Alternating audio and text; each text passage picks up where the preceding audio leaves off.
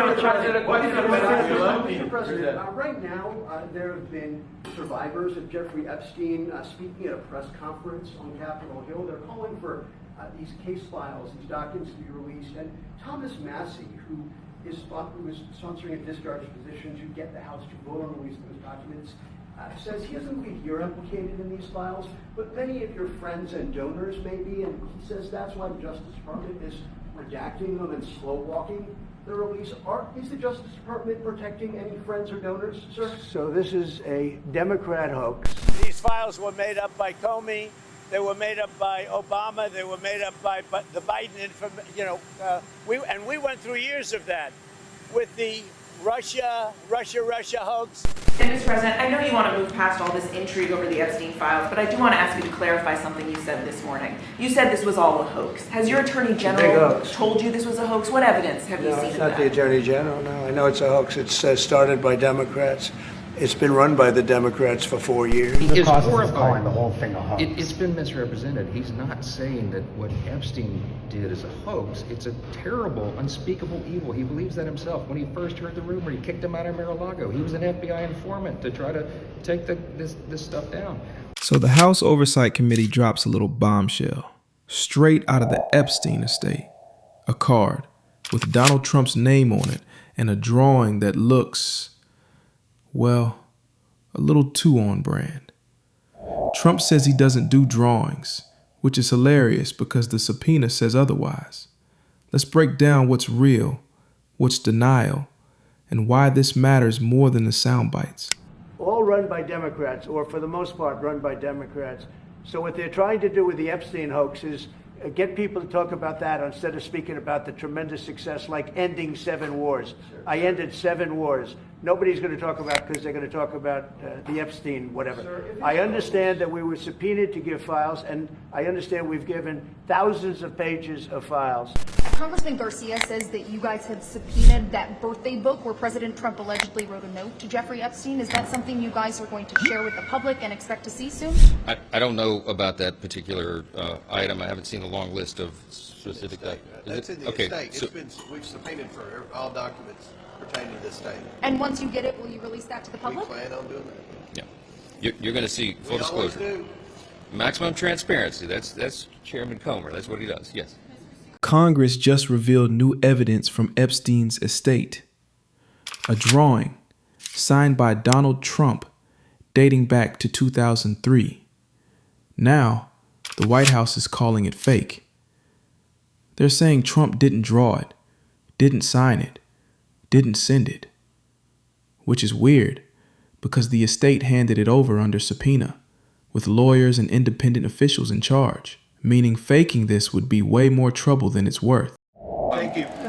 About the Epstein case, would the White House support a professional handwriting expert review of the document released yesterday to prove that it's not the president's signature?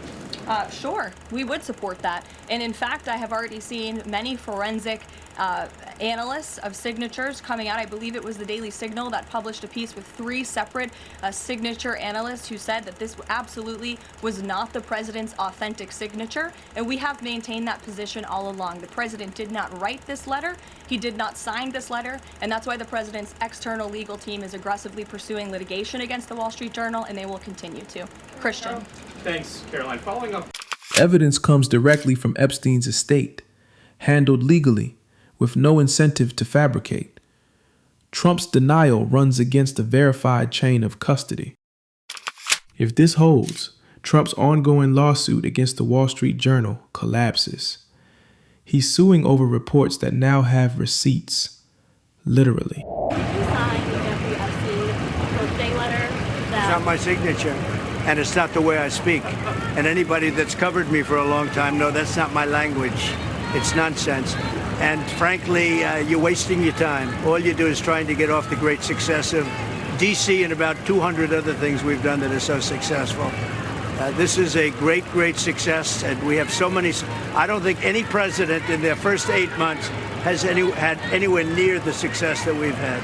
But hey, maybe the estate's lawyers risk jail time just to prank Trump. Because when I think high-stakes legal conspiracy, I think, let's forge a birthday card. One of the other documents released by the House Oversight Committee contained a photo of Jeffrey Epstein holding an oversized check that was made out to him in the check from the president for $22,000 for a fully depreciated woman.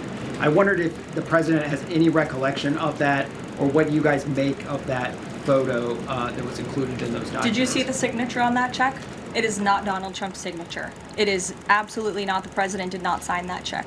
But does he recognize Jordan, the woman? go ahead. Thank you, No. Caroline. I think I heard you say something the other day that the drawing that was the subject of the Wall Street Journal report. I don't do drawings.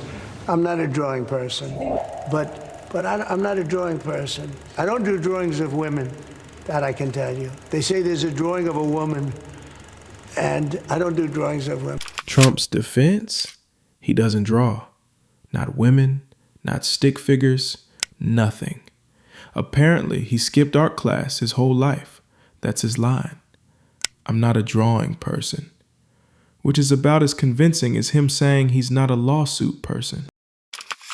Trump repeated the same line to distance himself. Yet, denials don't match the physical evidence tied to Epstein's records. The president was an FBI informant. Do you know what he meant by that, if it's not true? I can affirm that is not true. I think the speaker was referring to the fact that President Trump kicked Jeffrey Epstein out of his Mar-a-Lago property for reasons the president has already discussed. John. The contradiction between sworn evidence and Trump's blanket denial could damage him both in court and politically. Next week, maybe he'll say, I don't eat cake. I'm not a birthday person. The man does birthdays with McDonald's, but hey, who's counting? Well, you know, it's something also beyond all this stuff. The news story today is that this stupid drawing, that your dad allegedly gave to Epstein. And you and I actually were sitting around joking about this a while back when it first came out. We were like, this is the most absurd stuff in the world. But Mike Johnson is like walking back. Last week he said, he was an FBI asset in the whole prosecution of this. Then he tried to walk it back. So this is like the dumbest thing in the world. I can tell you my father does not sketch out cartoon drawings. And while Trump's caught up in his doodle denial, the New York Times drops an investigative nuke. J.P. Morgan enabled Epstein for years, setting up accounts, moving billions, even wiring money to women who turned out to be trafficking victims. Senior execs flagged it. Management ignored it. Why? Epstein was too profitable to cut off. Banks like J.P. Morgan kept Epstein alive financially, bypassing compliance laws. This shows systemic rot far beyond one political figure. Imagine being so rich your bank ignores human trafficking red flags because you bring in good business. The rest of us get our accounts frozen if we Venmo someone rent money with the note pizza. I think it's shameful that this has been called a hoax. Hopefully today we can clear that up. This is not a hoax. This is real. There are real survivors. There are real victims to this criminal enterprise.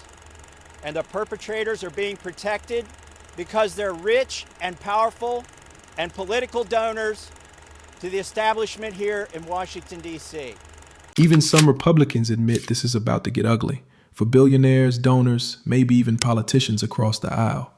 But the bigger question, will Congress really air all this out, or will leadership bury it to save face? History says secrecy usually wins, but with this much evidence, cover-ups only stretch so far. The bipartisan ties to Epstein's network mean both parties have incentives to limit exposure. However, leaked evidence keeps forcing accountability. Trump's lawsuit is nearly dead. Pressure on banks, donors, and political elites is growing. Survivors want apologies. And the public? They're left wondering who else's name is in Epstein's Rolodex. Trump's lawsuit is nearly dead. Pressure on banks, donors, and political elites is growing. Survivors want apologies. And the public? They're left wondering who else's name is in Epstein's Rolodex. The president cares about victims of all crimes, and that's why Republicans in the Trump Department of Justice have done more in terms of transparency when it comes to the Epstein case than any prior administration. So will you meet with the Epstein victims? Do you plan to meet with? I don't know about, nobody suggested that. Certainly I don't like that whole situation with respect to anybody being abused or hurt, but I haven't even thought about that. Thank you all very much. Have a good time. Thank you. Come along and speak up so that we can be more of a stronger voice and louder. And so what is your message to President Trump on this? Listen, I don't want to send a direct message to him. I'm already scared enough.